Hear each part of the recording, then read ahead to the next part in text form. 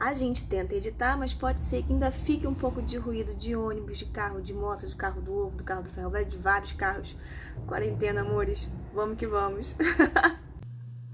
Bom dia, meus queridos do terceirão.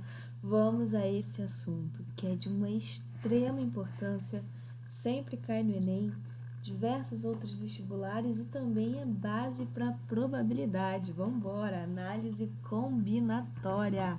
Isso é lindíssima. Então vamos dividir esse encontro, tá, na revisão de alguns tópicos. O primeiro dele vai ser princípio fundamental da contagem, tá? Que é o grande berço. Entendendo isso daqui, a gente faz tudo. E aí vamos ver os filhotes mais populares, né? Que vai ser permutação, arranjo e combinação simples. Bora! E aí, ó, atenção para não perder nenhum tempo. Então, olha só, minha dica para vocês, tá? Começou a assistir o vídeo agora. Vamos supor que você já domina muito bem essa matéria, já sabe tudo, saca bem e tudo mais. É uma matéria que você gosta bastante. Cara, vamos lembrar que o projeto Enem a gente tem 1 hora presencial, né? Então, ó, parte direto para os exercícios e dá uma olhada depois no gabarito comentado, mesmo nas questões que você já sabe que acertou, ou viu pela resposta que acertou, dá uma olhada na resolução, porque é sempre uma oportunidade de aprender um outro caminho, tá? Ou confirmar o seu ou aprender um outro. Agora, se tu quer muito revisar a teoria com exemplos, bora de slide e videoaula. O slide, gente, eu fiz um material muito completo, com muito carinho para vocês. E tá tão completo que se eu fosse gravar tudo, ia ficar muito grande, muito extenso. Então, dá uma olhada lá, mesmo assistindo a videoaula, que lá vai ter mais exemplos, tá? Vocês vão até reparar que na videoaula eu vou dar uns pulos assim na numeração dos exemplos, que é para lembrar que o que eu pulei tá lá no slide, tá bom?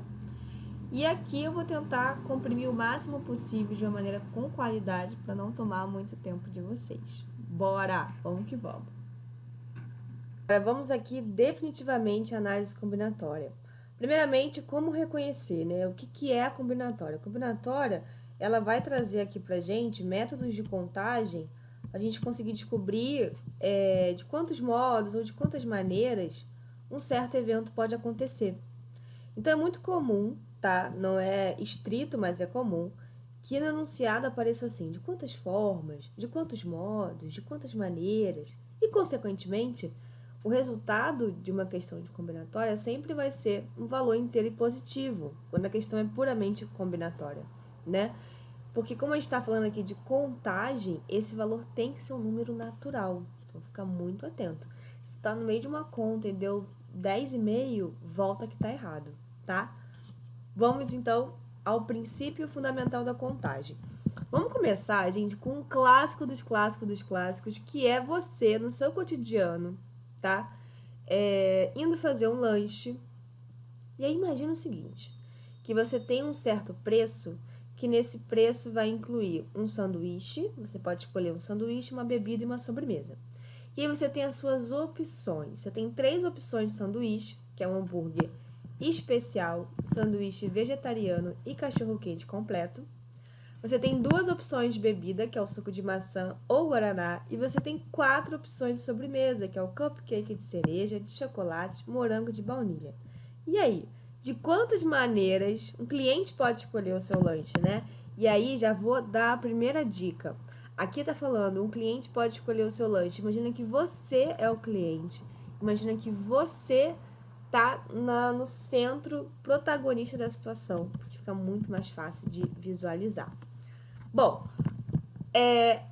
anterior aos próprios métodos de contagem, para qualquer situação, a gente pode montar uma árvore de possibilidades, que seria abrir, né, destrinchar todo esse campo de uma maneira bem esquemática com esse desenho. Então, repara, ó, aqui a gente tem as opções de sanduíche, e aí para cada opção de sanduíche a gente tem 2 opções de bebida, e para cada opção de bebida a gente tem 4 opções de cupcake. Então, esse daqui seria uma possibilidade de escolha, né, da pessoa, esse daqui também, esse daqui também. E aí a gente repara que se a gente for contando um a um, fica um pouco cansativo porque a gente já sacou que tem o quê? Que tem um padrão, né? Então, quando tu saca que já tem um certo padrão aqui acontecendo, não precisa mais ficar contando um a um, né? Se para cada sanduíche eu tenho 2 bebidas, se para cada bebida tem 4 cupcakes, ora, então fica mais fácil se a gente fazer a seguinte conta: 3 vezes 2 vezes 4, que vai dar as 24 possibilidades, que também dá se a gente for contando um a um.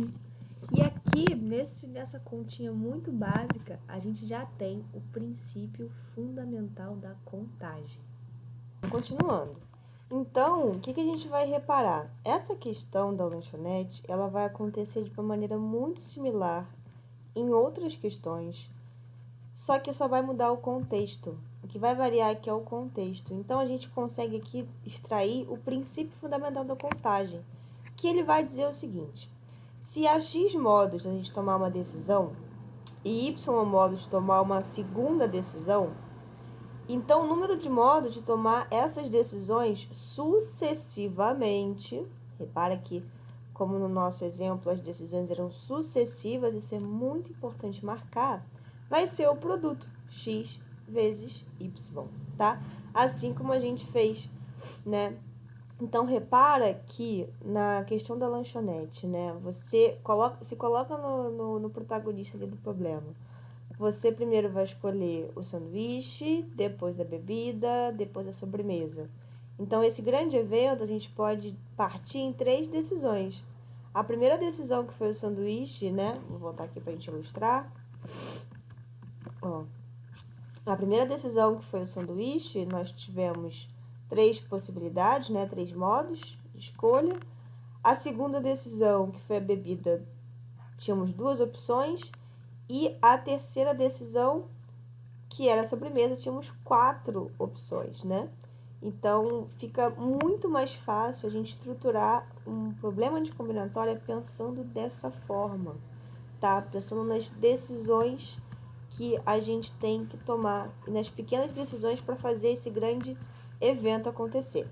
E se por acaso você virar para mim e disser assim, ó, buguei tudo, fique calmo, vamos exercitar para desbugar. Vamos aqui então a mais um exemplo para a gente poder aplicar. Vamos lá, exemplo 1. Uma bandeira é formada por 7 listras que devem ser coloridas usando apenas as cores verde, azul e cinza. Se cada listra deve ter apenas uma cor e não se pode usar cores iguais em listra adjacentes, de quantos modos se pode colorir a bandeira? Bom, já colocando aqui um esquema só ilustrativo, tá, dessa solução, imagina que a gente tem aqui as 7 listras, tá, falado no enunciado. A gente só pode colorir usando 3 cores, verde, azul e cinza, e listras adjacentes não podem ser iguais. O que é adjacente, gente? É vizinho, tá? Então, a gente tem que pensar, você coloca lá como protagonista do problema. A gente tem que pensar qual é o melhor modo, qual é a melhor ordem de decisão que a gente pode tomar. Repara, se a gente começar aqui pelo meio, certo? Vai ficar muito ruim. Porque na hora que a gente for pintar esse lado, né? E na hora que for pintar esse, vai depender, vai ficar muito ruim. Então, é melhor a gente começar dos extremos, ou desse, que a gente só vai ter um vizinho, que é o anterior, ok? Se eu for pintar esse, depois pintar esse e pintar o do meio, vai ficar bem variado, né? Vai ser um grande depende, ok? Porque essas duas cores podem ser diferentes ou podem ser iguais, ok? Vamos lá. Então, começando por esse daqui, nós temos 3 cores possíveis, né? Verde, azul e cinza. A partir dele, o próximo só vai ter 2 cores possíveis, porque não pode ser igual ao anterior. E o próximo também vai ter 2 cores possíveis, porque basta não ser igual ao anterior, ao adjacente, ao vizinho dele, né? Ao vizinho anterior. E assim vai, o próximo 2, o próximo 2, o próximo 2. Então, a gente vai ter 3, que corresponde à primeira listra, vezes 2 elevado a sexta, porque ficou 2 vezes 2, vezes 2, vezes 2, vezes 2, 6 vezes. E isso vai nos dar um total de 192 possibilidades modos de se colorir essa bandeira. E sim, a combinatória sempre nos surpreende, porque geralmente é sempre um número maior do que a gente imaginava. Outro, isso aqui pode acontecer, gente, inclusive em contextos de senhas também, tá? É bem comum. Quantos são os números... Então, sim, só para ilustrando um possível contexto, né? Quantos são os números de 3 dígitos distintos, né? Então, para ele ter 3 dígitos distintos, né? Ou vocês devem ouvir falar também como 3 algarismos, a gente tem uma restrição aqui que está implícita. No anterior, a gente estava explícito, né? Estava no enunciado, não pode ser cores adjacentes iguais. Aqui a gente tem uma restrição implícita que é, para ter um número de 3 algarismos, de 3 dígitos, o primeiro não pode ser 0. Porque se o primeiro for 0, na verdade, esse número é de 2 algarismos, e não de 3, ok? Então, a gente tem essa coisa que está implícita e o que está explícito, que são algarismos que têm que ser distintos, né?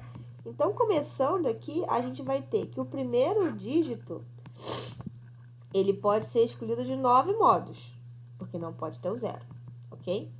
O segundo dígito, ele também vai ser escolhido de 9 modos. Por quê? Das 10 possibilidades, de 0 a 9, a gente só está excluindo o número que foi ocupado no algarismo anterior. Então, temos 9 modos. E a terceira decisão, que corresponde ao último algarismo, ele vai ter 8 modos, 8 possibilidades de escolha para essa decisão, porque ele não pode ser igual nem ao primeiro, nem ao segundo algarismo escolhido. E aí, decisões sucessivas, primeira decisão e a segunda e a terceira, a gente vai ter 9 vezes 9 vezes 8, que vai dar 648.